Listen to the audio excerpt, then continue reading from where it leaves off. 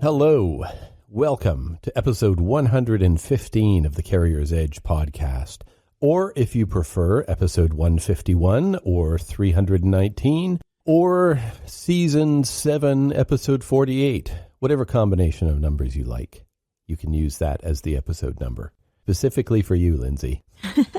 Hello and welcome to the Carrier's Edge podcast. I'm Mark Morell, co-founder of Carrier's Edge, and today my guest host is Jane Jezraoui, co-founder of Carrier's Edge. And I don't know what we're going to talk about today. I think we'll probably come up with some things since we've had an adventurous few weeks, but I didn't have any time to really plan much for this. So let's start with, I'm going to do a random throw a dart at the board, and let's start with Matt's. Okay. Let's have our review of Matt. So I guess it would be 2 weeks ago now. We were at Mid-America, and it is Mid-America. It was what it always is. I like the layout better. Yes. I like that they took out the nasty hall that we're usually in. Yeah. The old one that's very dark and the low ceiling. And so if you've ever been to the Mid-America Trucking Show or Truck Show, it's in the Kentucky Exposition Center. That's what I thought it was. And it's a pretty old building, and I think they're renovating it. Well, parts of it were pretty old. Yes, the West Hall and Pavilion were older buildings. Really has the feel of a farm show. You kind of expect to have livestock walking by you down the aisles there, but that's where it's always been. And it was always kind of weird because they have the newer part of the expo center kind of on the, I don't know, I guess that's the east side, and then the south side. And they've been using less and less of that south hall over the past years, but they always used that west side. So you would have a big bunch of the show that was in kind of the north and east wings and a little bit of the south wing. And then you had to walk around the old arena, or the big arena that's there in the middle, to get to the west wing where the other exhibits were. And yes, it is kind of an older building, and it was closed this year. It's now getting renovated. Unsurprisingly, they're going to be, I think, knocking it down and rebuilding something completely new in there. So the whole show was over on that same side, the east, north, and south wings of the exhibition center, and it was much nicer, yes. You're 100% right that it was a way better layout. It was kind of an unknown because we didn't know what the traffic flow was going to be like. We didn't know where people were going to come in, how they were going to wander, but it worked out pretty well. Well, the other difference is that it seemed like it was scheduled around spring break, which is all the spring breaks are different. So yeah, every week in March seems to be somebody's spring break. Yeah. So there were a lot of kids there, and the normal crazy Saturday was not crazy, actually. It was one of the slower days. Yeah, it was bizarre. Friday was really, really fat. It was really, really busy. Thursday was relatively busy, and Saturday was kind of... Yeah, it wasn't crazy. So it was a little bit different than it normally is, but I think it's interesting because we go and no one else goes that we know. Like it's not well, it's not true. We know people there. But it's not a show where a lot of tech companies are exhibiting. Yeah, but I think that's a real error, and maybe this is like a nicely kept secret. I don't think anybody listening to this podcast is going to change their show strategy based on what we say, but we're the only ones there that provide what we provide, and we can provide it to really small fleets and much larger fleets. So we have a lot of flexibility, and that flexibility makes Matt's a really good show for us because people who have seven drivers can come and say, can you help me with training? And we can say, yes, we absolutely can. Well, I think that's one of the great myths about that show is people say, oh, we're not going to go there because it's a driver show and we don't sell to drivers. But that suggests that it is exclusively drivers walking that show. And that's, of course, not how it is. Any fleet in the area is walking around that show. If you are in the trucking industry anywhere within a couple hours drive of Louisville, you're going to Mid-America because you want to see what's new. And tons of carriers go there. Yeah, tons of because they're carriers. Trying to get drivers. So we saw a lot of I thought it was very good marketing. There were some fleets that provided really large bags, really big bags, because one of the things about the Mid-America show is that drivers come and get as much free stuff as they possibly can carry. And it is absolutely true, because there are vehicles that get filled up. There are bags that get filled, multiple bags. People are just people bringing the giant bags, or they're bringing wagons, carting things away. And there's bizarre things that people can actually get. So there's, sort of the New Orleans style beads that people had hanging around their necks. There was, we call them meter sticks, but I guess it was a yardstick. So many yardsticks. Yep. That obviously people were winning at the Geico. The Geico booth. Yeah. That was a little ways away from us. There were people trying to sell all kinds of stuff, a lot of wellness. Yeah, a lot more wellness stuff this year. Yeah, like there was a booth across from us that was trying to sell things that relieve pain. So vibrators that kind of you can attach, and then you can use a cell phone to control it. But they were really expensive. So people were getting a demo, but they weren't really buying. Yeah, they were sitting down in the chairs and enjoying a free massage for a few moments and then moving on. And there's a real focus on free stuff, not so much buying stuff, but definitely Well, there's always free that, stuff. always that focus on free stuff. And it's always very interesting to watch people walking around and all the things that they're collecting, the pens and caps and tumblers, all of those bits and pads. So that's the normal part of the spectacle that is Matt's. And it was good. It was a busy show. Yes, for us, it was busy. It was very busy for us, but people were expecting it to be lighter. Everybody that I talked to was kind of surprised at how busy it was, because the economy is not in great shape, and it certainly hasn't been getting better. And there was a lot of concern that it was going to be kind of a slow show that way. And I think the recruiting side of it definitely was. There was very few fleets compared to what it used to be. There was very few fleets there recruiting. But even, I don't know, maybe 10. I don't think there was even that many. And they were certainly much smaller in their presence. But the show was busy. There were lots of people, lots of aftermarket parts people that are selling all kinds of things to make life better for drivers, and lots of services and everything under the sun. And of course, there were the owner-operator centered things like Overdrive and the OIDA booth, and SiriusXM was there. So I got to hang out with Dave Nemo for a morning. We have to talk about that. It was the last ride of, what do they call it? The last ride of the road gang or something. Dave Nemo's official end to his career was, I guess, on the Saturday. Well, I wasn't able to go because we were at the booth, but he's not really retiring. No. So I think the tales of Dave's retirement are a little, what does Mark Twain say? Yeah, greatly exaggerated. Yeah, he is-ish, but he's still going to be on the radio. He's not going to be on it every day, but he is definitely going to be a presence. So I'm not totally sure if it was really like sort of the last hurrah. I think he will be back at Matt's. I think he will be. He's still there. So I think that maybe it was that's what they were planning to do. But as the year went on, it kind of morphed into, well, what do we really want to do?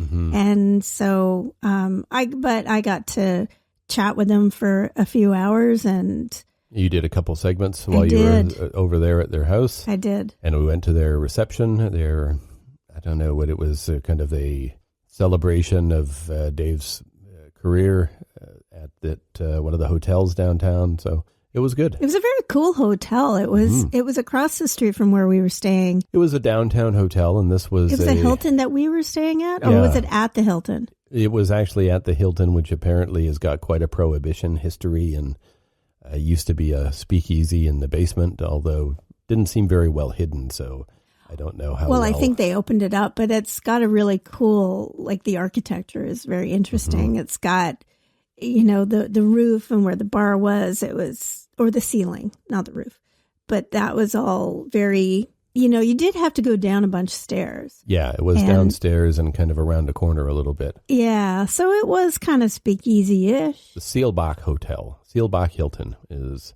the place, which is apparently quite a historical place in downtown Louisville. So that was very cool. And it was interesting because we stayed downtown Louisville, which we normally don't. Normally we stay by the actual show, and we decided not to because airport hotels are just becoming blah. They're nasty, and I just couldn't do it. Yeah. I just couldn't go back to Matt's and stay at those hotels out by that, by the fairgrounds there. It was just too much for me. I'm too old for that. Not nice. And it was nicer. It was definitely nice. But what I'm noticing about downtown, the downtowns of a lot of different American cities, is that they're all trying to be a little Las Vegas. Oh, yes. So downtown Louisville had its own little... Yeah, they've got the covered street there where they're trying to do bars and live entertainment and turn it into kind of a party center. Yeah, I guess Nashville has had success with that, replicating the Vegas vibe, and other towns are trying to do it as well. And I guess it draws people into the downtown area, but it's not really very nice staying in a hotel that's a block away from that because it's noisy all the time. Well, I think if we were 30 years younger, we probably would have a different appreciation of it. We would have loved it if we were not crusty old people. Yeah, who were trying to get up early to go to a show and stand on our feet for, 8 hours. But it is interesting to see that the downtowns of different cities are kind of changing. I don't think downtown Toronto is. I don't know if it's happening in Canadian cities, and I don't know how widespread it is. Because, New York has definitely got that. Times Square is crazy. Yeah, they've had that for forever. But I didn't think... Although Louisville's had that area for a long time now. Oh, really? We just haven't stayed there. Oh, okay. But I think it is expanding. It definitely seems more built out than what I remember from I think it's a good visits. idea to, if you're interested in having or trying to attract more of that kind of tourism, then, yeah, go for it. Well, that was the one of the high points of Mid-America, not staying at the airport hotels out there. But the show itself was really good. We didn't do any presentation this year. Last year we had done an education session, and it was in some ways kind of like a vacation. We had been talking about this before, that we don't have to speak at this show. We're not responsible for this show. We just have to go there and sit and see who comes by. And it was much easier. I prefer that. Yes, organizing the whole thing, that's a pain. Yes. So that was good. We got a lot out of it, had good conversations with a number of, like you said, fleets, and fleets of all sizes as well, not just 7 and 8 truck people. We had some people with 100 trucks, and at least one that was a few hundred trucks that was just walking around the show looking to see what's there. And it was good to have those conversations, and good to talk to some of our consultant partners, some of the people that are reselling our service. So that was really nice as well. You get a good chance to talk to a lot of different people there, some drivers, some fleet customers that came by. I always like talking to the drivers. We didn't get to talk to as many of them this year as we do in other years, but I always find that really, really enjoyable, talking to the drivers about their experiences with the product. Well, sometimes we had one driver who was not happy. That's not always fun. But see, I want to hear about those too. I want to talk to those people as well and find out why they're unhappy and what the issues are. And sometimes when I hear them talk about their issues, I roll my eyes and I'm like, well, yeah, no wonder you're unhappy. That should not be happening. And then we can do something about it. So it's always good to know what's happening and good to have those conversations with them. So yes, Mid-America was a fine experience, and we will be back there again next year. And as it happens, I'll be back in Louisville in a few weeks for the ATA Safety Conference, which will be a very different vibe. It's not at the Expo Center, is it? No, it's at a downtown hotel. I think it's a Marriott downtown. So I'll be staying in the same area that we were, just not leaving the hotel, really. Oh, well, hopefully they'll have we were at the Embassy Suites. Yes. Hopefully you will have a place where there's a restaurant that's open at night. Yes. It was hard to find food that if you didn't want to go to a loud bar, but we did find very excellent Mexican food. Yes. I'll have to see if I can find that place again to go back to it. But yeah, so that's Mid-America. Well, what else have we been up to? Well, we came home from Mid-America and promptly got sick on the way home and spent most of last week being laid up. So that's been a bit of a drag, but now we're getting back to it. And You've been busy on a course that I'm very curious to talk a little bit about, because you were back doing some design work on a new course. So tell us a little bit about that course. Difficult Conversations. Okay. Which is nearly done. So it's kind of in the same grouping as emotional intelligence.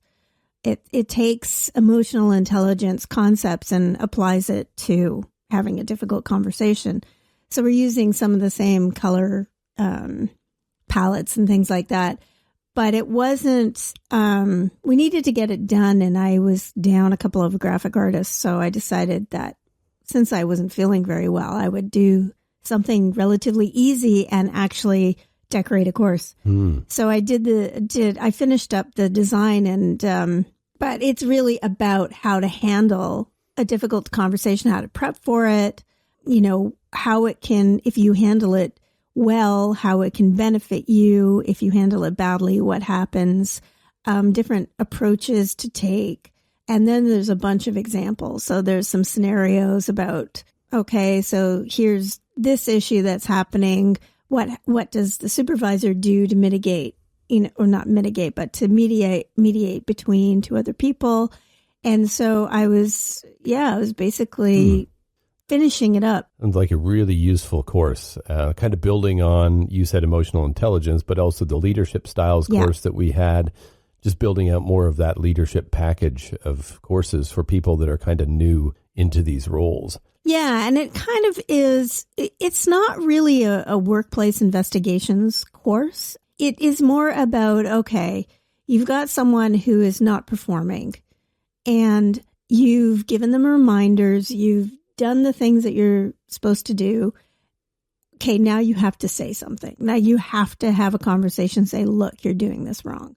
And how do you do that with so that the end result is that the person who you're talking to feels positive, you feel positive, you haven't broken the relationship or anything like that. And that's really what it's about, is how to have those kinds of conversations that you really don't want to have.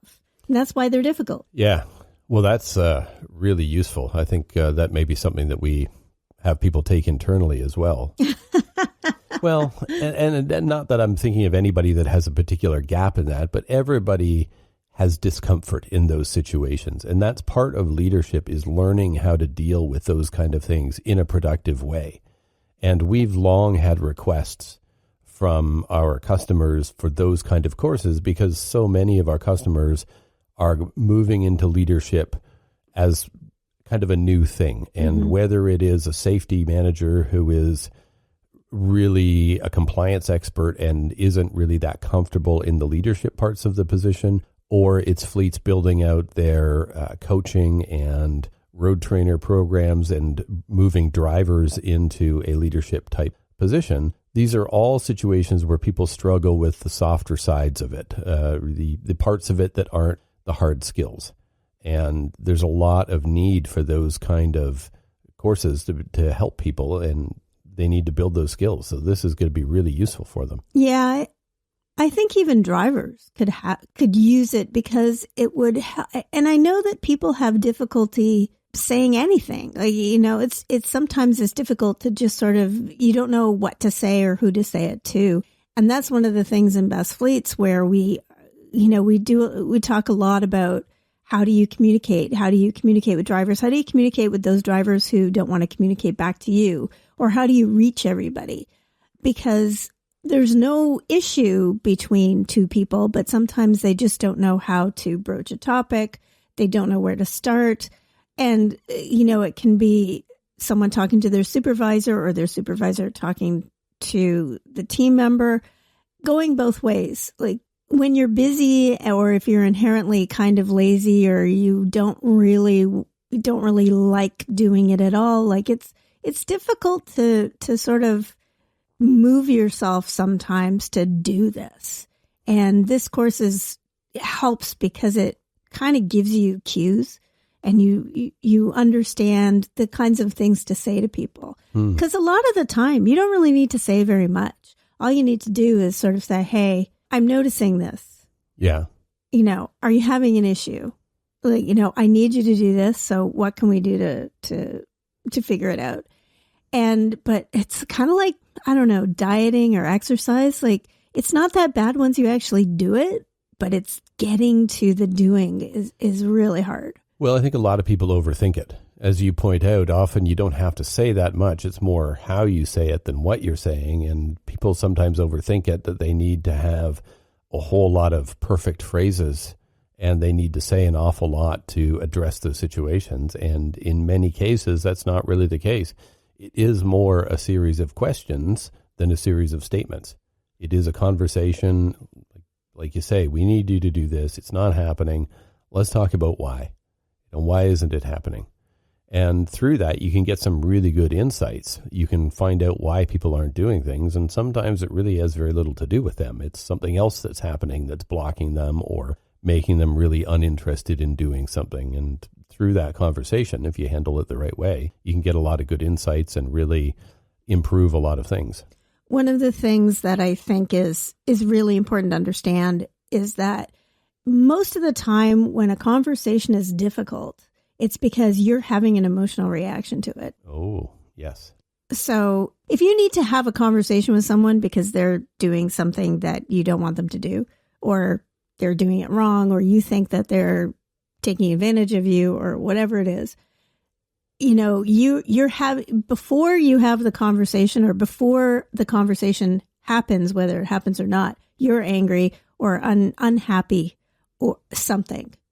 And that is the point where you need to actually think about, okay, how is this going to be solved? And usually the solution is talking to someone. But what do you say? Do you call them and start yelling at them? Or do you, that's the hard part. So that's the barrier. And what this course does a little bit is gives you some ideas on how to get through that, the anger. And if you leave it and leave it and leave it, the anger just gets more and more and more. And I'm going to say anger just because that's the most common. That's the frustration of people not doing what you think they should be doing because they can't read your minds or they have something else going on. It's just there's a lot of separate brains that don't have direct connections to each other that, the connections get crossed. Yeah, interesting. That's not in the course. That's just me summarizing in a very bizarre way. That can go into the press release or the reason why we're doing it. Yeah. People get their brains crossed. Yeah. Oh, okay. Well, I'm looking forward to this one. I do enjoy all of these leadership courses when they come out because they're all really good. What I like about all of them thus far, and I imagine this one will be the same, is that all the scenarios are very specific to transportation. They're not generic scenarios where you're hearing stories about a bunch of sales reps or people in an office that have no connection to the transportation industry. It's all scenarios that people can really relate to. Absolutely. I think that was really good with the Leadership Styles course, and it really showed you how to apply this in the real world of trucking. Yeah, we have this one part where we talk about trying to set up a meeting and doing it all three ways that you can do it. So either phone call, leaving voicemail, email, or a text message. And, you can have depending on how you're communicating with your team, like if it's a driver, then you might use text message or a satellite macro or something like that. But you need to leave them a message in a certain way that they know that they are, there's something required of them. So, just talking about, the generic reaching out, quote unquote, people say, oh, I'll reach out. But when you're doing training, you need to be really specific about, okay, so how are you actually doing that? How are you reaching? How are you? I hate that phrase. I know. And I hate the phrase because it's so vague and it just indicates an effort without any kind of response. Right? If I'm reaching out right now. I'm not getting anything. I'm not touching anybody, but I'm reaching out. Reaching out just says I made a phone call. Well, did you leave a voicemail? Did you speak to somebody?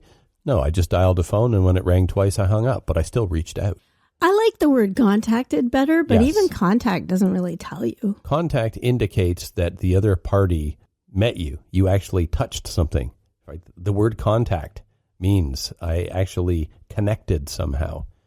And it might be a voicemail. It might be a text message that I can see somebody read, or I saw them and spoke to them. But there is some closing of the loop there, whereas the reaching out is just, I made an effort, but it may not have been very much of anything. I sent a fax into oblivion. Well, I still did my part. Yeah, I think reaching out is very soft. It doesn't. It's not an affirmative action. You didn't do anything. You just kind of felt around a little bit. And people don't say on their business cards, reach out information. They say contact information. Yes. Here's how to contact me. And it's very vague and very lazy. I don't know if it's lazy. I think that what it is, it's a word that people have adopted because it sounds nicer. I don't know. I don't know why. I also don't understand why people put an S on the end of email. So, true. So the I don't know. Out thing, I don't know. Or keep gifting, your hands to yourself. Why did gifting become a thing? No, it's not. What I think is quite hilarious is when talking about changes in language is when you see a movie that supposedly is set in, an earlier time, like the 80s or the 70s. And they say gifting. They still use modern language. Yeah. And it's like, no one said that. Mm-hmm. It was not a thing. No one used that word. Yeah. We said gave a gift. Yes. Gave something. You gave something. Mm-hmm. And you gave it as a gift. If you really wanted to use the word gift, you gave it as a gift, but gift was a noun. There was no gifting. And you definitely were not reaching out. No, you weren't reaching totally out different. and gifting. Yes. But what was that? What was that? Reach out and touch someone? Oh, yeah. See? And touch someone. That was Yellow Pages? Or it was like a phone book thing or long distance? I think it was a long distance. Oh, it was long distance. It was... Yes. Reach out and touch someone on I think so. We're going to have to look that up because there was a jingle. It was like, there was a tune that went with it, and I'm not going to try and sing it because I don't remember it. But there was, for everybody who's old, reach out and touch someone was a thing. It wasn't just the reaching out. It didn't count until you touched someone. Yes. So the whole point of it was the long distance, actually go call somebody and talk to them. Reach out and touch someone. I don't See, you said you weren't going to sing it. I know, I can't help it. It's like, it helps me remember if I now you're going to put it in everybody's heads that's listening to this. All of the old people will know what you're talking about. I think it was reach out and touch someone. It was like, it was repeated. Mm-hmm. Yeah. Okay. Sorry for that earworm there. Oh, now you've distracted me. Yeah. So we have a new course coming. Yes. An additional leadership styles course. Yes. Leadership skills course. Yes. Number 3 in the series. And we are going to be, Air Brakes is getting to the end of development. We're kind of in the finishing touches. So I think we're ready for voice. We have there's a whole bunch of diagrams that we have to get right. So that's happening. Also, coupling and uncoupling. We finally have a course that is dedicated. Just coupling and uncoupling. Just coupling and uncoupling. Nice. And that is moving through development. We have a bunch of French stuff that has been done. And driver ergonomics is coming. Oh, ergonomics. Okay. So that's going to be a sort of like the blockage is going to clear and we're going to have a whole flood of new titles. Yeah. Yeah. There's been like a 6 to 8 month, I don't know. Things were going slowly. Yes. And part of that was that Air Brakes monster course. Yes. Because Air Brakes was there's a lot to it. But I think what'll be very cool when Air Brakes does come out, people really like this. There's some really good stuff in it. And you'll be able to, do different subsystems by themselves, or do inspections, like have a really thorough air brake inspections module, but also just that understanding of the air supply, the supply subsystem, I can't remember, but there's like 4 that I really didn't quite understand. I understand them a lot more now. So excellent. It's going to be an excellent course. And we are fixing the cargo securement course so that you can mute it. Yes. I know that's coming this week. Yeah. No, it's coming next week. Well, the new template is coming this week, and then we'll switch it next week while we're off. That's good planning. Well, we're off on vacation. Need to be there. Somebody else will switch it. Yes.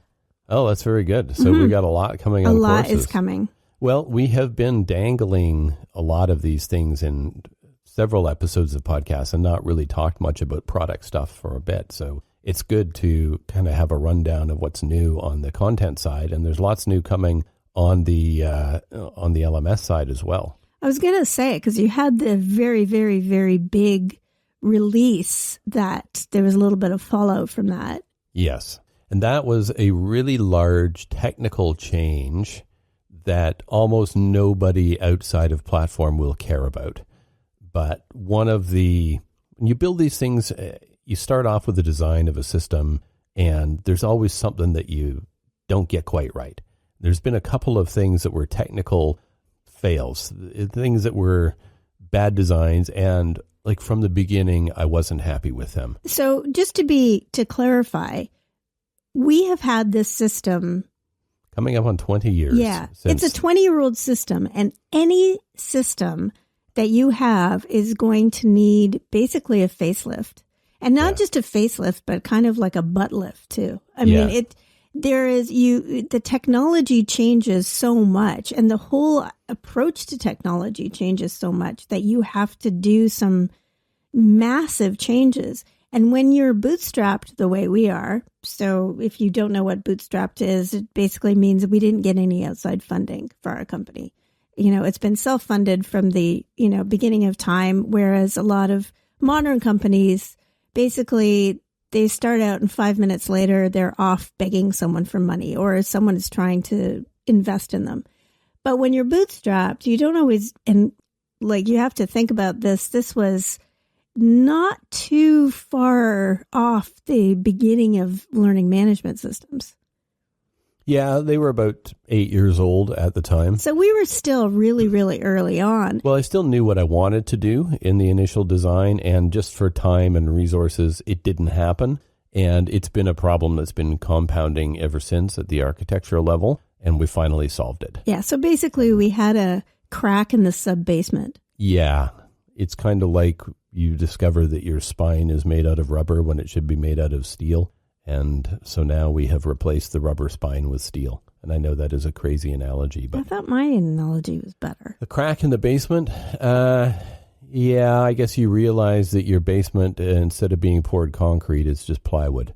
And so actually that's a good analogy, because when we first moved into the house that we're in now, we saw a house up the street that's a historical designation house, and they had it kind of propped up on stilts about a foot or 2 feet above the ground, and they were building a basement underneath or completely rebuilding the basement. I'm not entirely sure, but it was a very delicate operation that happened for months and months and months. And that's kind of what we just did in our system. It was very odd to see it being lifted up, and you could see into the basement. Yeah, or the hole where the basement was going to be. Yeah, it was just a hole. So that's what we've just done, is the technical version of that at the very lowest levels of the system. And because it's the lowest level of the system, it affected every single other element. So it was a huge change with tons of testing, and we had to go through an outage in order to make some really low-level changes. But to do that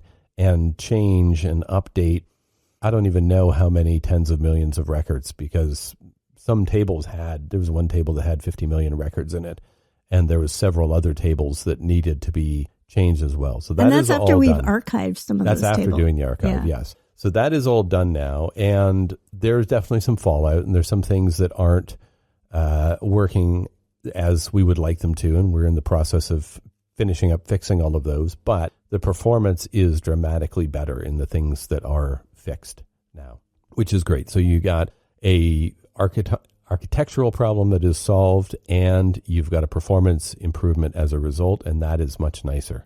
So we finished that. Patience, please.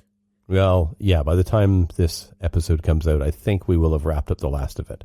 There was a couple of issues that came out as a result of it, and the cure was more painful than the illness, so we had to deal with that as well. But it is largely resolved, and now we are moving into the next batch of projects because, well, we finished those big technical changes and also continue to overhaul the interface. So we have done a lot of user interface updates, and the next round of them is going live this week. The way we view and manage and organize programs is completely redesigned. So we continue to work on those. And now that we've wrapped up some of these other larger things, we are also moving on to the new spring batch of projects. And one that I'm really looking forward to is a clamping down on some of the things there. Let's call them the less scrupulous members of our community may have been taking advantage of. So we continue to look for opportunities to improve security, but also to prevent less scrupulous people from misusing the system in certain ways. And they are very creative. The people that, I won't call them what I want to call them in a public podcast, but there are people that are not really the finest members of society that are sometimes looking for ways to misuse our system. Customers. I'm not talking about thieves that aren't customers or outside hackers or anything like that. There are customers that are not always the finest representatives of the industry. And so as we find these things, we clamp down on them. Mm-hmm. And so we've got a couple of projects that we are undertaking now where we've found some pretty creative things that people were trying to do to get around being honorable and being honest. And we are going to have those in place in the next month or so, I think. So I'm very happy about that. And also completely overhauling the way we do reporting and the types of reports that we have available and how people can pull data out, and things like having an audit-specific report that is designed to give you exactly what the auditors want to see when they review. That's nice. Yeah. And compliance reports, changing some of that, like knowing how people want to look at training data. We can customize reports a fair bit and give people things that are going to make it way easier when they've got an insurance audit or they've got an enforcement audit coming by. We've got a lot of things that we're working on there. So it's, again, there was a bit of a blockage because we had a huge release that we were working on. But now that that's out of the way, we've got some very cool things that we're going to be doing over the next couple of months. All right. Oh, and in terms of other cool things that are happening, we have a webinar this week that I am very much looking forward to. Yes, the Dirk webinar. Yeah, I couldn't just call it the Dirk webinar. It's officially called Inside Driver Files. Yeah. And so we're doing this one with TruckRight. And I've done webinars with them before as our kind of HR system partner. We've done some webinars in the past, but this one is going to look at the ins and outs of driver files, what needs to be in them, and what to watch for, how to make sure that you're doing it right, and particularly for background checks and employment verification and all of those things that need to happen as part of that driver qualification. And I think it is going to be very interesting because Dirk Kupar, founder of TruckRight, is doing this with us. And I've known Dirk for a long time. And he is not what you would call a chatty, very effusive guy. He's kind of quiet. He knows a lot about the stuff that he's doing. He definitely knows his stuff in terms of the HR side of trucking. But he doesn't usually say a whole lot, except in this area. When I gave him one question and he talked for like a good 10 minutes of all the things that people need to think about on that one thing. And I was thinking, okay, we're not going to have any trouble filling the hour in this webinar. Yeah, I'm going to have great. to keep it contained because this is obviously something that Dirk is very passionate about, knows backwards and forwards for any number of different jurisdictions around North America. So I think it's going to be really interesting. And we've got a lot of people registered for it already, so there's a lot of interest. I think we're going to get a lot of questions, and I think it's going to be a lot of fun. Well, maybe you should think about doing a sequel or a part 2. Oh, I like that. Do a sequel. Or do this as kind of a periodic thing, like a couple times a year we do something. Yeah. Well, they are very busy at TruckRight right now. As people probably saw, there's been quite a seismic shift in, I don't know if I want to call it the HR side of the trucking space, but applicant tracking with 10 Street taking out their competition with Driver Reach and effectively shutting down. You know, they bought the competition, they're just shutting it down, and they're going to try and keep as many customers as they can. But of course, a lot of those people that are with Driver Reach are They were using that product because they didn't want to go to 10 Street, so they're looking for alternatives. And it's been very busy for TruckRight and Avatar Fleet, and I think EBE and anybody else who's got another HR-like or driver applicant tracking system. They've been very busy. I had totally forgotten about that, but yes, that was a big surprise. Yeah, kind of was. And going back to your point about investors versus being bootstrapped, that kind of thing can happen when you have outside investors and they can decide to cash out and just sell you to somebody. And we're fortunate that we don't have that situation where we don't have any outside investors that can make these decisions and end up in a situation like that. So we watch for that kind of stuff as well because we're a tech company. We watch other tech companies, and they what did you say is like a 5-year cycle? 3 to 5 years. Yeah, 3 years would be the short end, but 5 years, sometimes 7 on the longer end of it. That people that put an investment in, they want to see a return, and sometimes they're investing money that's part of a fund that from the outset has a window. So if you are an investor, you give your money to a private equity company or a venture capital company as part of one of their larger funds. And part of the prospectus is that it's going to have a certain lifespan, or you're going to get a return within a certain period. It's not locking up your money forever. So the people that are putting the cash into those funds, they know that they're going to get it out at some point, at a fixed point in the future, which means the venture capital and private equity people need to have some sort of liquidation where they can get the cash back to give it to their investors. So the companies that get those investments need to have some sort of liquidation of some sort. Either they sell to somebody or they do another round, an investment round that raises the valuation, or they go public, or something needs to happen.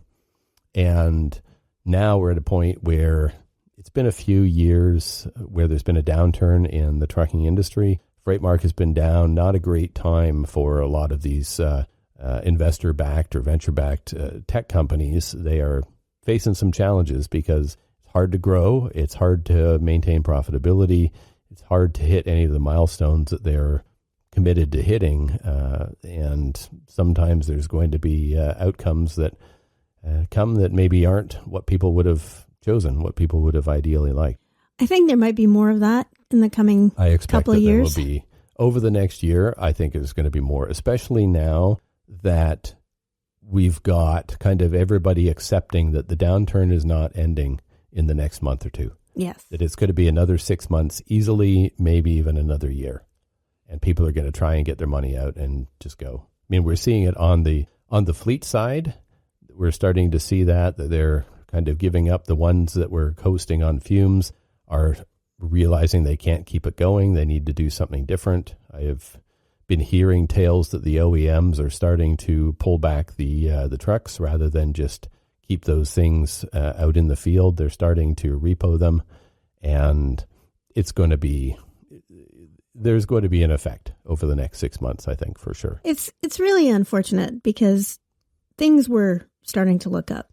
Things were slightly starting to turn up last fall. Yeah, it did look like it was starting to get better, and then it kind of held at that point, and then it's sort of settled, and now everybody's just kind of on pause. So we'll have to see what happens over the next few months. But if we go back to the conversations we had at Mid-America, there's lots of fleets out there that are still pretty busy. Yep. Lots of fleets out there that still have stuff that they're trying to do, that are trying to grow, and they're trying to do the right thing. So there's still a thriving industry. I mean, the headline might be that there's a downturn, but there's still a thriving industry there. Absolutely. That's me trying to turn it around to a positive. Okay. If we had sort of the long diatribe about the dismal state of things, we try to turn it around to a positive as we bring it to a close. Mm-hmm. So before we go negative again, should we just wrap it up there at the positive point? Sure, we can wrap it up. Yeah, there's still a thriving industry out there. There is. And with that, we can wrap it for today. Great. Thanks for listening. Bye for now.